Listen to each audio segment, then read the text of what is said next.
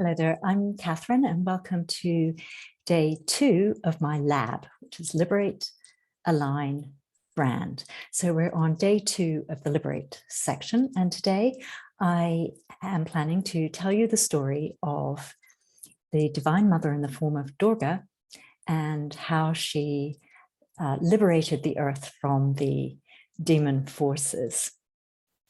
But before I do that, I'd just like to say a few words about the divine feminine and about the way in which we use the term feminine, because certainly it's used in a few different ways and with different understandings.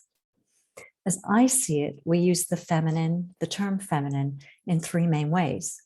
We use it either to apply to gender, like feminine attributes. So we might say a woman is feminine, or even a man is feminine, but we use it to describe a certain range of female attributes, whatever those are to us. The second way we use is in the psychological context. I think probably you'll be familiar of the terms, inner masculine and inner feminine.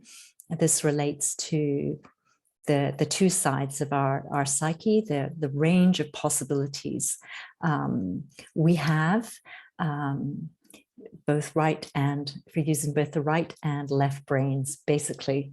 And yet we've lived in a society, in a culture for thousands of years.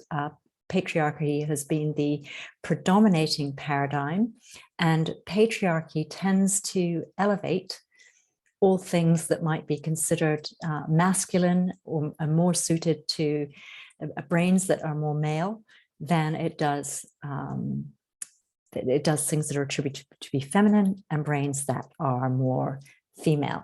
So we have a masculinized society all over the world, and that certainly hasn't done women any favors, and in my viewpoint it hasn't done men favors either, although it might appear to on the surface. There are also many downsides. So one more thing to say, initiations to the feminine are nothing new. What is new is the internet, so we hear a lot more about it these days. But initiations to the feminine are nothing new, and they've been a part of all esoteric traditions. You may know the name Joseph Campbell. He was a 20th century American mythologist who wrote a book called The Hero with a Thousand Faces. It's my copy here. And what he did was he looked at the myths of the world to determine stages of the human journey. So one of his stages is the meeting with the goddess, and a person has to pass through that stage before you get to another stage of his, which is atonement with the Father. So in his model, it's you move through the initiations of the feminine, the divine feminine, to meet or to know the divine masculine. And so it is actually in these Indian traditions that I have received teachings from. Shakti in those traditions is the root to Shiva.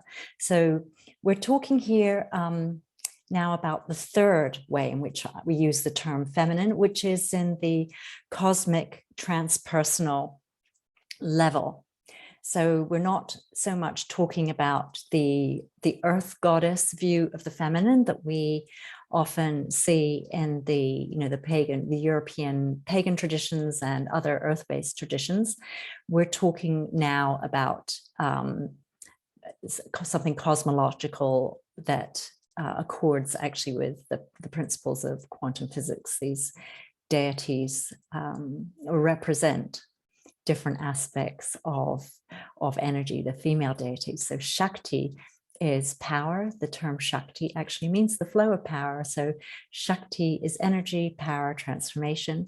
Shiva is consciousness, or the ground of consciousness. And of course, they're never separate. And that's why you see images in these traditions of them in union. And it's to indicate that the masculine and the feminine are never separate. And in these very colorful traditions, it's like the whole of the universe was created from their passionate lovemaking. So our route to Shiva, to knowing the oneness that I spoke to of yesterday, is via Shakti. She, as energy, power, and transformation, she transforms what are called in these traditions the demon aspects, but in our modern terminology, we might talk about the polarities, the divisions of mind, which I talked about yesterday, limiting beliefs, and also emotional reactive patterns that we tend to get stuck in. So now let's start the story. So the story is, there are two main characters. There's the divine mother, in this case as known as Durga, and there is a great demon. So the great demon is on the earth. He's a little puffed up, or very puffed up on his power. And he has been sending out his armies with the sole intention of gaining control over all the earth. Now, this story is many thousands of years old, but nothing much changes, does it? We still see this today. So bit by bit, he's really successful. He establishes control over all the earth. But he's not satisfied, because there's something over which he doesn't have control. And that is the heavens, presided over by the divine mother, the divine feminine. Well, he has a little think about this, and eventually he creates a plan. He cooks up a plan. So he sends the divine mother a marriage proposal.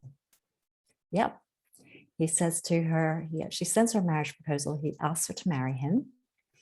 And very surprisingly, because you would think the divine mother, with her all-seeing eyes and ears, has seen how this great demon is behaving on earth. No doubt she's not too happy with what she sees. Nevertheless, she accepts, but she places a condition on it. She says, yes, I will marry you, but only if you can defeat me in battle too. So the great demon, of course, thinks no problem. I mean, he's been super successful on earth. So is this really going to be a problem if the divine mother sends a few armies down for him to defeat? So both sides agree. The divine mother, Durga, turns herself into Kali. I'm sure you may have seen images of Kali before, but she's a little bit fearsome. You know, she's this blue-black, sort of like representing the night sky, and she's got this garland of skulls around her neck and a skirt of severed arms, and you can see, you know, she's holding a skull in one of her hands, and she's got these scary implements, and that's actually Shiva who's on the ground there, not the demon. But yeah, the divine masculine is generally depicted as being inert, and the feminine is the moving aspect of consciousness. So she's depicted as moving and on top of him for that reason. Anyway, she turns herself into Kali, appears on earth, and she's many times the size of anything on earth. So it's not too much of a problem for her to trample down armies, chop off heads, whatever she does. But bit by bit, she defeats all of the demon's armies. And on the penultimate day of this, it's said to take her 9 days, so it's only on the 8th day, she defeats his two main generals called Chanda and Manda. And that, very loosely translated into English, is too much and too little. So we're talking again about this way the mind separates into two and polarizes. So on the final day, after defeating those two generals, she defeats the great demon himself. And here she is. There's the great demon in surrender. Durga is often depicted riding on a lion. So there we have the great mother goddess Durga, the demon, and the lion. So what does this mean? Well, one thing we can say that it means is that the divine feminine is a superior force to anything earthly. The divine feminine is actually a stronger force than our minds. So that tells us something. There's something we can put trust in. It's a stronger force that means that we can dissolve those patterns in our mind, anything that stopped us from experiencing our divine nature, and all that then might stop us from manifesting that divine nature into form as our expression through our work and our relationships. So very much, I think, the case that, for those of us that are concerned to, achieve our potential, to find a way of authentic expression, to remove obstacles that we think stand in our way, which are often our points of view, our limiting beliefs that stop us from being all that we can be, then this story has some value for us. And that's all for today. And I will see you again tomorrow. Lots of love. Bye-bye for now.